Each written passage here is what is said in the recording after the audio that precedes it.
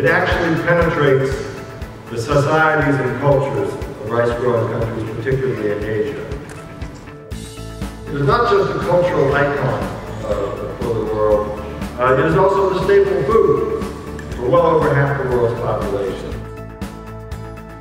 Now, I'm going to talk to you about the second green revolution, but I've been first thinking about the first green revolution. We think back to the 1950s and 1960s, yields were very low, a mere 1.5 tons per hectare across the world. Asia was considered to be a basket case. But with the investment in agricultural research and rice research in particular, a few visionaries in the Rockefeller Reform Foundation identified partners in Asia and said we can create a different world. We transformed the rice plant, and they did that, going from the tall, lanky traditional varieties to the semi-dwarf varieties. That when you had fertilizer, they added more grain instead of just stems and leaves. And I think this is an example of science doing what people said could never be done. And as scientists, we should take great pride in the accomplishments of that first green revolution. It's not just demand that challenges us. I think there's no question that climate change is already affecting our situation. Temperatures, rainfall patterns, sea level rise are all realities that are before us, and of course, the threats of increased severity of tropical storms, all of which will hit rice-producing areas especially hard. So we will have to meet tomorrow's demands, facing a changing climate that is in many ways adverse for us. So I think it's clear that to meet tomorrow's demands and address the challenges of food insecurity, poverty, a second green revolution is needed, and I maintain it is a green revolution that will have to be firmly rooted in science. And one of the challenges we have is to make rice climate ready. We know that the climate change is confronting our rice production system. How can we deal with it effectively? In 2008, this was taken out to eastern India and evaluated under real-world flood conditions in a farmer's field. This is Mr. Ashamram Pal, who was one of our first collaborators, and this is what his field looked like, planted to flood-tolerant variety after 2 successive floods. His neighbors were laughing, saying, plow it up. You're not going to get anything out of that. And we talked him into say, no, we'll take a look at it, just let it sit for a while.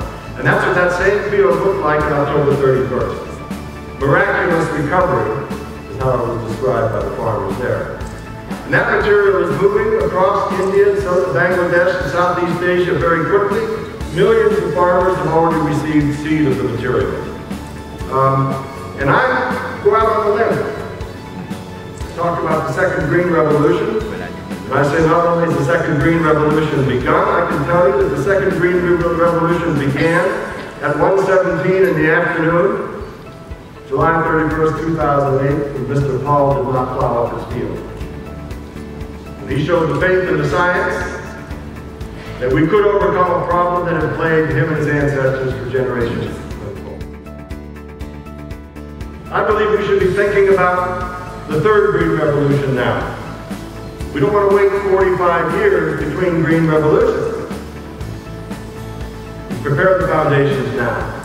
We're looking to transform the basic machinery of the rice plant, and improve its fundamental relationships with the environment. We're redesigning photosynthesis. This could increase rice yield by 50%, increase our nitrogen use efficiency and water use efficiency. We're also beginning to address nitrogen fixation. Can we create rice crops that will take nitrogen from the atmosphere and produce their own fertilizer? Green Revolution 1, justly criticized for benefiting only those farmers growing in relatively stress-free environments. Green Revolution 2, all farmers should benefit. Green Revolution 3 will accelerate the evolution of the rice plant itself. We'll effectively be producing designer rices, and no arrival species will be left untouched. So I would like to close with an ancient Chinese saying, that the precious things are not pearls of jade, but 5 grains, of which of course rice So with that, ladies and gentlemen, again, welcome to the 4th International Rice Congress. Thank you very much for your time.